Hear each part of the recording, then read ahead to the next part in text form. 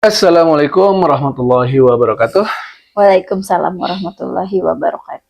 Alhamdulillahirabbil alamin. Assalatu wassalamu ala asrofil anbiya wa mursalin wa ala alihi wa sahbihi ajmain. Amma ba'du. Alhamdulillah pagi hari ini, malam hari Semangatnya ini, selalu pagi memang. malam hari ini kita kembali bertemu di live talk show Bincang Hati ya. Alhamdulillah sudah pertengahan Mei ya sekarang ya, sudah pertengahan Mei. Kita masih bisa meneruskan agenda kita ini. Semoga selalu dilancarkan oleh Allah ya. Amin. Walaupun masih terkendala sama jaringan ini. Masih belum ketemu solusi. Baik, malam hari ini kita akan bahas apa, Umi? Terkait yang lagi viral nih, lagi viral di Instagram terutama ya, terkait eksistensi anak di lomba cerdas cermat. Ini sebenarnya baru kita sebut ya pekan kemarin ya.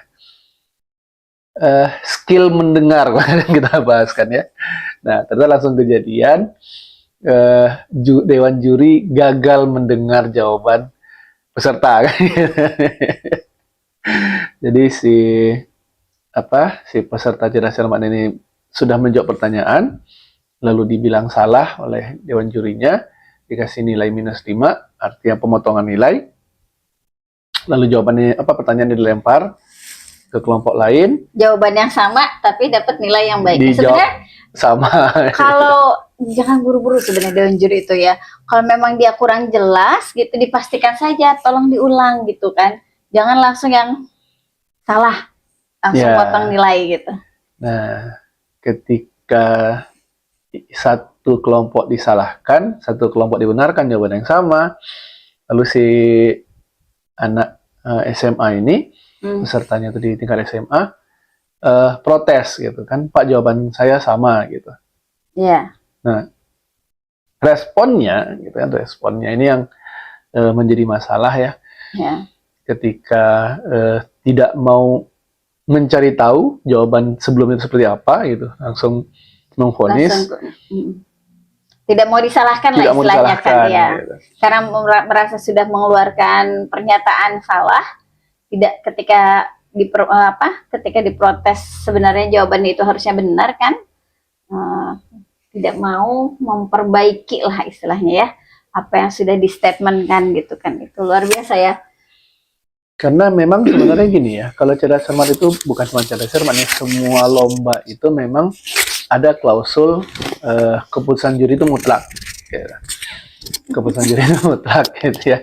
Emang di semua lomba seperti itu gitu. Jadi ini untuk mencegah ada protes segala macam dari peserta yang mungkin di luar konteks atau dianggap mengacaukan jalannya pertandingan atau perlombaan segala macam. Cuman ketika ini terjadinya di level SMA gitu ya, yang notabene di sini masih ya sebenarnya kalau di SMA ada dewasa sih ya sebenarnya ya, cuman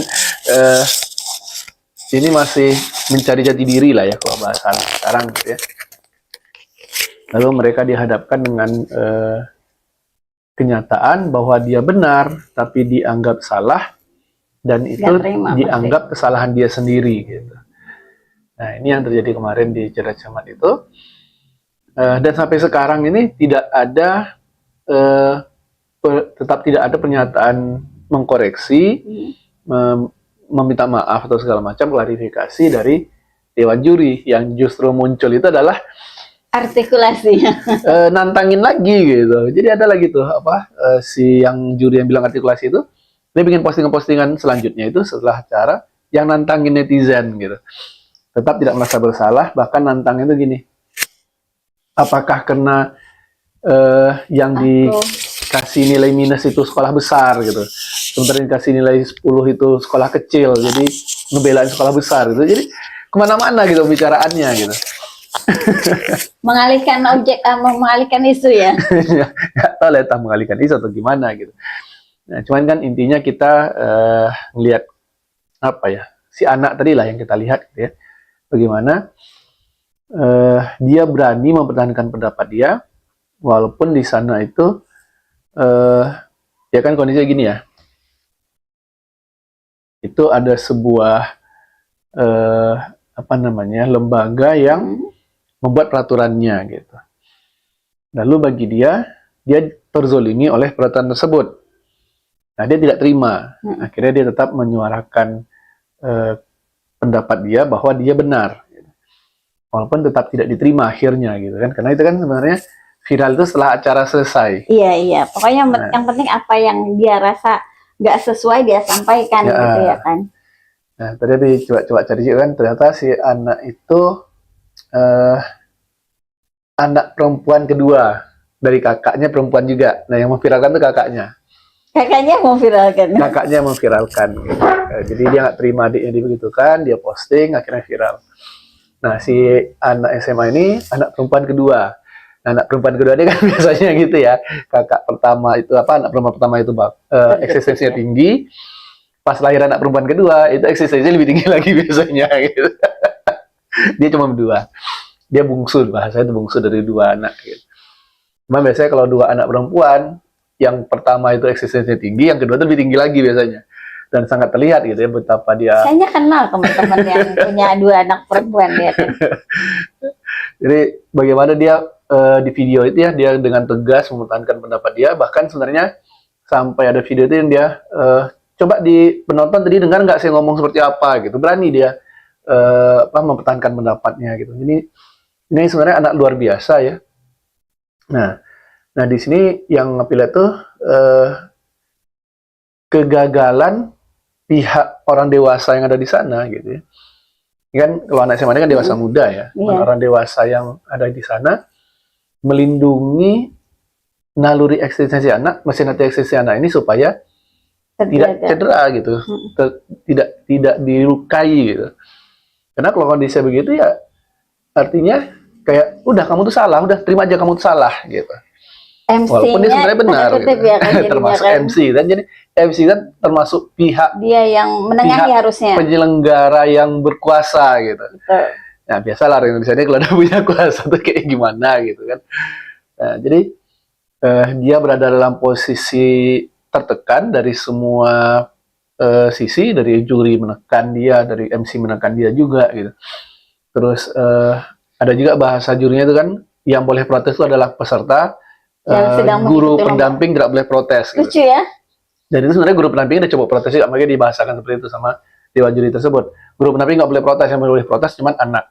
Tapi tentu aja anak protes, tetap nggak didengar juga gitu. Jadi apa yang mau diprotes akhirnya gitu. Semua keputusan juri adalah mutlak, jurinya tidak bersedia mereview. Ya apalagi zaman sekarang kan diputar ulanglah rekamannya gitu kan, sama sekali tidak mau. Pokoknya apa yang kami sampaikan itu yang sudah harus diterima gitu. Pokoknya kalau dia terucap udah nggak bisa diganggu lagi, gitu. Nggak bisa diganggu gugat lagi, nggak bisa diganti lagi. Gitu. Itu ego aku nanti yang penting gitu ya. Nah ini yang terjadi kemarin sama anak SMA di Kalimantan itu. Tapi dia luar biasa ya. Tapi kalau lihat eksistensinya itu luar biasa. Dia tidak menyerah, dia tidak terima begitu saja ketika dikatakan bahwa jawabannya salah ya. Dikatakan salah, terus apa namanya? Sudah disuruh diam pun dia nggak mau diam gitu kan. Iya. Itu kan MC itu berkali-kali kan, diterima saja ya, sabar ya gitu kan, dia nggak mau gitu. Pokoknya ini aku benar, harus aku perjuangkan gitu. Ini luar biasa. Ini luar biasa ya sebetulnya. Dia sudah di jalurnya sebetulnya ya kan. Yeah. Hanya saja orang dewasa yang istilahnya memiliki kewenangan di situ malah tidak mau mendengar terkesannya begitu.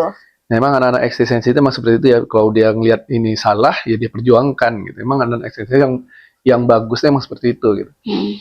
Nah, emang cuman ya ini juga lah kayak gini gitu kan. Kadang ketika anak eksistensi ini memperjuangkan pendapat dia, yang terlihat oleh pihak sekolah, entah pihak nanti pihak pemimpin perusahaan gitu, dilihat adalah orang yang keras kepala doang gitu. Orang yang nggak bisa diatur doang. Gitu ya. Nah, yang sering jadi kesalahpahaman itu seperti itu gitu. Jadi orang yang vokal dianggap orang yang bikin onar gitu. Nah ini salah satu resiko memang ya, orang yang vokal memperjuangkan kebenaran dianggap orang yang bikin onar, orang yang tidak mau dibilang gitu, susah diatur segala macam gitu. Nah bayangkan